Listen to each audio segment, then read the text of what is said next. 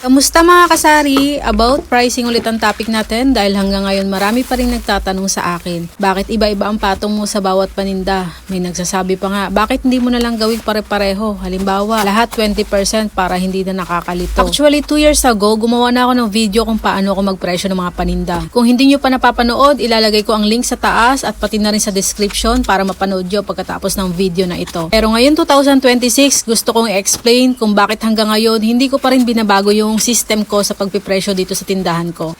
Mas lalo ko pa ngang napatunayan na ito ang isa sa mga dahilan kung bakit umiikot na maayos yung kapital ko dito. Kasi ang pagpipresyo ng paninda hindi lang basta pagdagdag ng porsyento. Diskarte din natin yan mga kasari. At kapag mali ang diskarte mo sa pagpipresyo, kahit marami ka pang customer, posible pa rin lumiit ang kita mo. Noong nagsimula ako magtinda noong 2003, pagkatapos ilang beses ako nagsara, ilang beses din ako nag-open ulit hanggang tuluyan kong itinuloy noong 2016. 10% lang yung markup ko noon sa karamihan ng fast moving items. Bakit? Kasi mas mura pa noon ang bilihin, mas mababa pa ang presyo ng mga paninda. Hindi pa ganun kataas yung gastusin sa bahay, sa negosyo, yung expenses mas mura pa. Pero iba na ngayon mga kasari. Halos lahat ng presyo tumaas na. Alam nyo yan. Kaya yung standard markup ko ngayon sa karamihan ng fast moving items ay nasa 15% na. Hindi dahil gusto kong yumaman sa pagtitindahan, hindi rin dahil gahaman ako, kundi dahil kailangan ko ding sumabay sa pagtaas ng presyo ng lahat ng bilihin, ng expenses sa pamumuhay natin. Pero tandaan nyo, hindi ibig sabihin yan ay 15% na lahat ang presyo ko. Dito pumapasok yung pinakamahalagang diskarte. Hindi pare-pareho ang use ng mga paninda natin. Oo, pare-pareho sila nasa tindahan, pero hindi pare-pareho yung bilis ng pagbenta ng mga bawat produkto, tagal ng pag-ikot ng puhunan natin, at ang risk pag nasa tindahan na ito.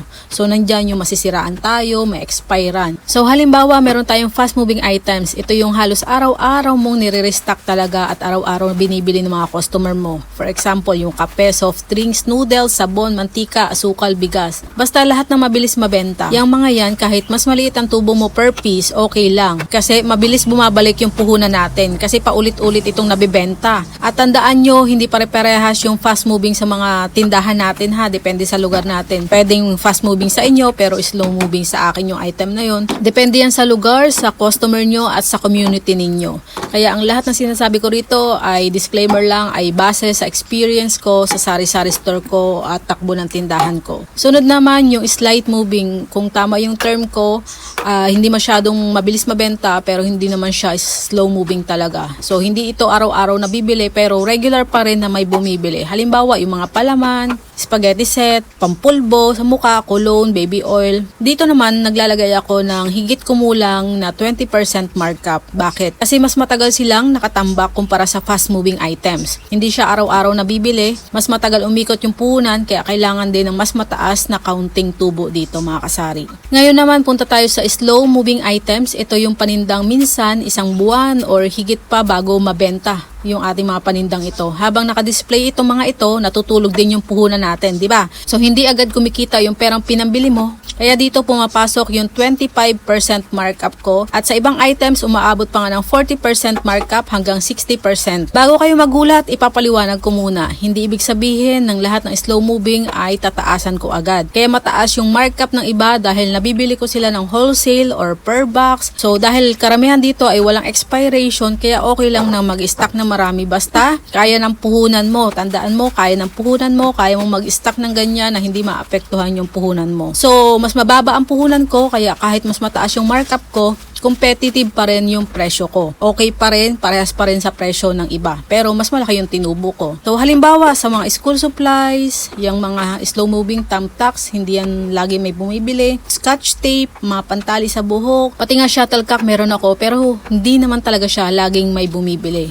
At iba pang gamit na hindi naman madaling masira. Yan mga kasari. Mas gusto kong bumili ng isang kahon or per dozen kaysa pa isa-isa kasi mas malaki yung discount at mas lumalaki rin yung tubo ko. So may isa pa akong tinitignan bago ako magpresyo kung gumagamit ba ng kuryente yung item. So halimbawa yung ice cream, frozen products, malamig na inumin, mga soft drinks, mga chucky, lahat ng kailangan na nasa rep, hindi pwedeng pareho lang ang markup nila sa chichirya na nakadisplay lang talaga. Kasi ganito yan, habang inaantay mong mabenta yung mga produkto na yan, umiikot din yung metro ng kuryente natin. Araw-araw may gastos tayo kahit wala pang bumibili. Kaya minimum 25% ang markup ko sa karamihan ng refrigerated items. items. At kung refrigerated na nga tapos mabagal pa ang benta, mas tinataasan ko pa kasi doble ang risk nito. May kuryente ka na nga binabayaran, may posibilidad pa silang masira at nakatenga pa yung puhunan mo doon. Ngayon, gusto kong ibahagi ang isa sa pinakamalaking realization ko. Maraming nagtatanong, magkano ba dapat yung markup?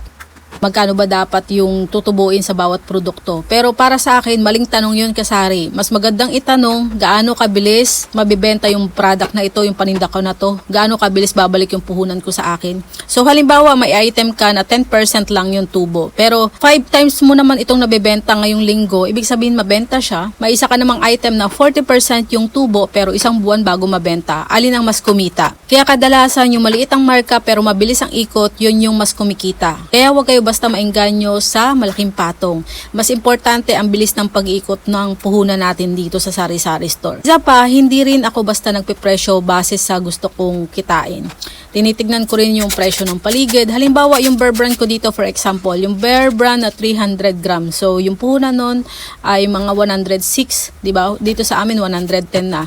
Fast moving siya sa tindahan ko, pero yun nga, napakamahal ang puhunan. Kung susundin ko yung 15% markup, baka masyado nang mahal ang magiging presyo ko kumpara sa ibang tindahan.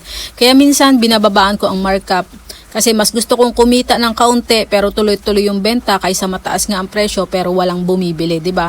Ang risk diyan ay nakatenga ulit ang puhunan tapos possibly pa na ma-expirean tayo. At tandaan ninyo ito, ang markup ay hindi lang tungkol sa patubo natin. Protection ito sa ating negosyo, protection ito sa inflation, yung patuloy na pagtaas ng presyo ng expenses natin sa pamumuhay natin. Protection kapag may nasirang paninda, protection kapag bumagal yung benta, pag matumal, at protection para may maipambili ulit tayo ng paninda natin, ng stocks. Kaya wag niyong basta gayahin yung markup ng ibang tindahan. Magkaiba kayo ng supplier, magkaiba kayo ng presyo ng puhunan, magkaiba yung lugar ninyo, magkaiba yung customer ninyo at magkaiba rin yung competition ninyo. Dito sa amin, isa ako sa may pinakamababang presyo dahil iba yung supplier ko kumpara sa kanila. Kaya hindi ibig sabihin na kapag ginaya nyo ang presyo ko, magiging tama na rin yung pagpresyo nyo dyan sa tindahan nyo. Pakiramdaman ninyo ang market nyo, kilalanin nyo yung mga customer nyo, at doon nyo ibase ang pagpipresyo nyo sa mga paninda nyo. Huwag mong tanungin kung magkano ang tubo mo sa isang piraso. Ang tanungin mo, magkano ang kikitain ng panindang yan sa loob ng isang buwan. Dagdag ko lang pala mga kasari, yung 15%,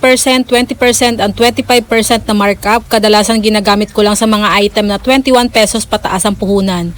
Kapag 20 pesos pababa ng puhunan, hindi na ako nagpe-percentage. Dadagdag na lang ako ng piso hanggang 5 pesos na tubo, depende sa item. Kasi kung susundin ko pa ang percentage sa mababang puhunan, sobrang liit naman ang kikitain ko kada benta. So ayan mga kasari, sana mas malinaw na ngayon kung bakit hindi pare-pareho ang tubo ng bawat paninda sa tindahan ko. Kung gusto nyo makita kung paano ko mismo kinocompute ang presyo sa bawat paninda, panoorin nyo rin yung vlog na ginawa ko. Ilalagay ko ang link sa taas at saka sa description. Doon kasi naggawa ako ng sample computation kung paano mag-markup. At kung may natutunan kayo sa video na ito, huwag kalimutang i-like, i-share at mag-subscribe. At gusto ko malaman ang discard nyo, pare-parehas ba ang markup nyo sa lahat ng paninda or iba-iba rin katulad ng ginagawa ko.